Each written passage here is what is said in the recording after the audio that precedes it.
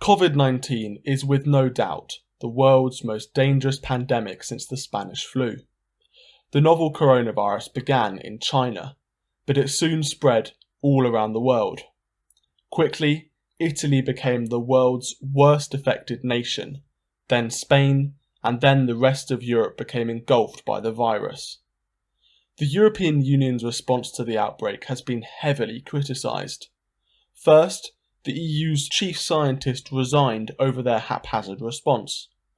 On Tuesday, Mauro Ferrari, president of the European Research Council, resigned, saying, "I have been extremely disappointed by the European response to COVID-19. I arrived at the ERC a fervent supporter of the EU.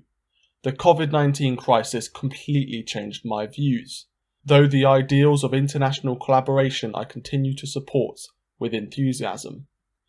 Ferrari's main fault with the European response to the virus was the unanimous rejection of a proposed special ERC programme to tackle coronavirus Europe-wide. Italy so far is the worst affected EU member state, with over 17,000 deaths and 139,000 cases. It has been the most critical country of the EU's response. The Italian Prime Minister told the BBC, "Brussels faces the biggest test since World War II, and if we do not seize the opportunity to put new life into the European project, the risk of failure is real." Other Italian politicians have been even more damning, with former Deputy Prime Minister Matteo Salvini tweeting, "This is a den of snakes and jackals. First we defeat the virus, then remember Europe, and if necessary, we say goodbye."